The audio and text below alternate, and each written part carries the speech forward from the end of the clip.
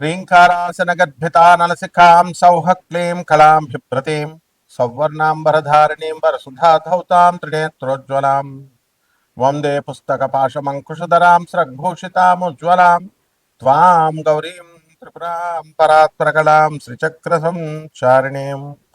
ఓం శ్రీ బెజవాడ కనకదుర్గాదేవ్యై నమః. మనకి ఆరోగ్య సమస్యలు అనేటటువంటివి ప్రతి మనిషికి కూడా ఉంటాయి. తర్వాత ఆంతరంగికంగా అంటే శరీరంలో బాధలు, మనస్సు నీరసంగా ఉండడము, ఉల్లాసంగా లేకుండా మనసు పీడిస్తున్నట్టు మనఃపీడోపశాంతయే అంటాం.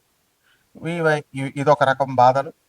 తర్వాత శారీరక బాధలు, ముఖ్యంగా 45 సంవత్సరాలు దాటిన తర్వాత చాలా మందికి కాల్షియం డెఫిషియన్సీ వల్ల బాధలు, బోన్స్ కాల్షియం డెఫిషియన్సీ, వెముకల నొప్పులు, మోకాళ్ళ నొప్పులు, ఇలాంటివన్నీ కూడా వస్తూ ఉంటాయి.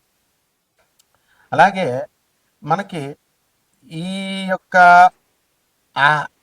గొంతుకులో కూడా మనకి నొప్పి, గొంతుకు నొప్పి ఎక్కువగా మాట్లాడడం వల్ల మనకి ఆయుర్దాయం తగ్గిపోద్ది అనేటటువంటి విషయం చాలామందికి తెలియదు. బడబడా మాట్లాడుతూ ఉంటారు, వాగుడుకాయ అంటారు. ఇవన్నిటిని కూడా ఎందువల్ల వస్తుందంటే, చిన్నప్పుడు కొంతమంది పిల్లల్ని చూస్తే బాగా ఎక్కువ మాట్లాడుతూ ఉంటారు, తర్వాత స్లోగా పెద్దవాళ్ళు అయిన తర్వాత కంట్రోల్ అయిపోద్ది. ఇవన్నీ ఏంటంటే జాతక దోషాలు. మన శరీరంలో వచ్చేటటువంటి ఇవన్నిటిని దోషాలని, రుగ్మతల్ని తొలగించేటటువంటి దేవత శాకిని దేవత. ఇప్పుడు మనకి ఈ అమ్మవారు శాకిని, ఢాకిని, హాకిని, ఈ పేర్లు విన్నారు మనం. ఇవన్నీ ఏమిటి అని అంటే, ఈ శాకిని దేవత మనకి మన శరీరంలో ఉన్నటువంటి షట్చక్రాలు ఉంటాయి.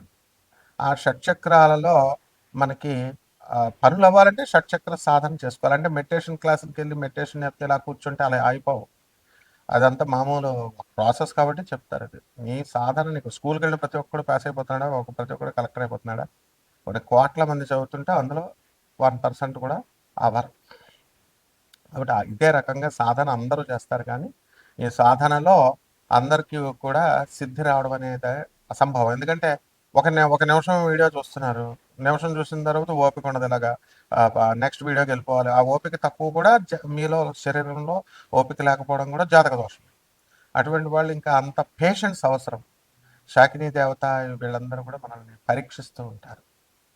కాబట్టి ఇటువంటి ఆ యొక్క శాకినీ అమ్మవారి యొక్క సాధన చేసుకోవడం వల్ల మనకి ఈ యొక్క కష్టాలు అనేటటువంటివి మనకు తొలగిపోతే ఇది తాంత్రిక, అత్యంత శక్తివంతమైనటువంటి తాంత్రిక సాధన ఇది.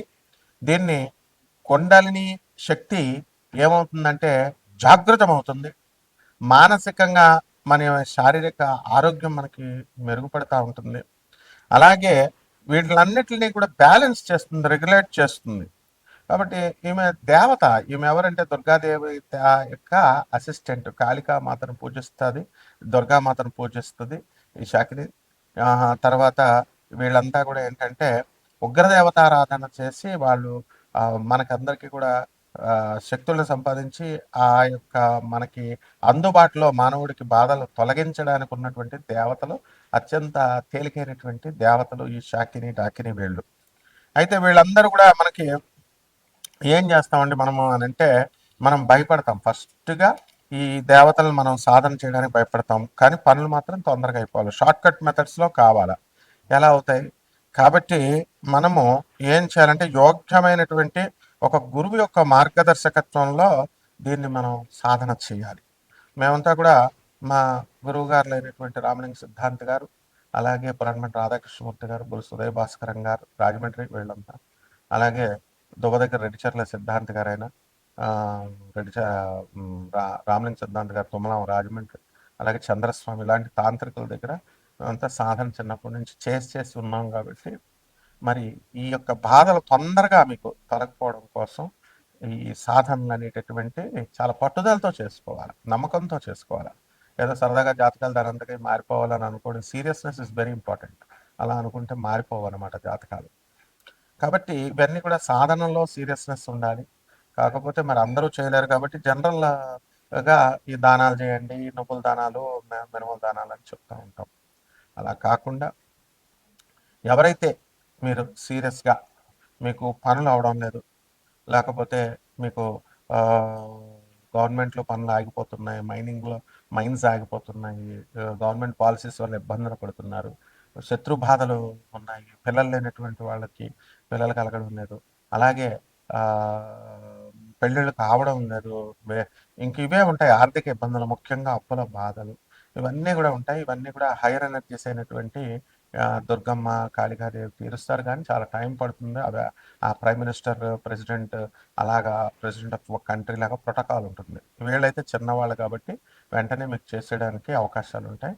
కాబట్టి ఈ యొక్క విశుద్ధ చక్ర సాధన, మూలాధార చక్రం దగ్గరే చక్ర సాధన, మీలో మీకే ఆ శక్తి వచ్చి, ఆ విజ్డమ్ వచ్చి, మీకు ఆ జ్ఞానం వచ్చి, మీరు ఆ పని ఎలా చేసుకోగలుగుతారు అనేటటువంటి శక్తులను ప్రసాదించే దేవతలు వీళ్ళు. కాబట్టి కోటాను కోట్ల మంది కామన్ ప్లాట్ఫారం మీద ఈ యొక్క శక్తులు ద్వాదశ రాశుల వారిని ఎలా ప్రభావితం చేస్తాయి, జాతకాలు ఈ టైంలో ఎలా ఉంటాయో మనం చెబుతాం. కానీ విశేషించి మీ డేట్ ఆఫ్ బర్త్ ఇవి ఉన్న వాళ్ళకి మాత్రమే మనము ఏం చేస్తామంటే ఇవి నన్ను సంప్రదించండి, అపాయింట్మెంట్ తీసుకొని డెఫినెట్గా మనము వీళ్ళకి తప్పకుండా మనం వీళ్ళ యొక్క పర్సనల్ ప్రాబ్లమ్స్ని మనం సాల్వ్ చేస్తాం. అలాగే ఈ ద్వాదశ రాశుల వారికి కూడా ఎలా వీళ్ళకి అందరికీ కూడా ఒక్కొక్క రాశి వారీగా వీళ్ళ ప్రభావం, శాకిని డాకినీలు ఎలా మీకు సహాయపడగలుగుతాయి ఇవన్నీ కూడా మనం చూద్దాం. ధనుస్సు రాశి. ఈ ధనుస్సు రాశి వారికి అందరికీ కూడా అర్ధాష్టమ రాహు శని జరుగుతున్నాడు. దానివలన పరాభవనామ సంవత్సరంలో ప్రతి పని కూడా అడ్డంకుగా ఉంటుంది. అయితే గతంలో ఉన్నటువంటి సప్తమ స్థితిగతుడైనటువంటి గురుగ్రహం వల్ల కొన్ని లాభాలు జరిగినాయి మీకు గురుగ్రహం అనుగ్రహంతో.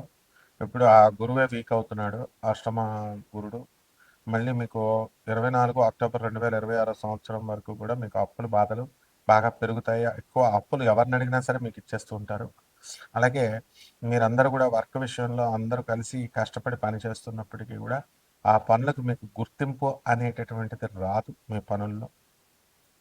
అలాగే ఈ రాశి వారికి అందరికీ కూడా మనకి అక్టోబర్ 24, 2024 సంవత్సరం దాటిన తర్వాత అతిచారం వలన గురుడు మనకి పరాభవనామ సంవత్సరంలో సింహరాశిలోకి వెళ్తాడు.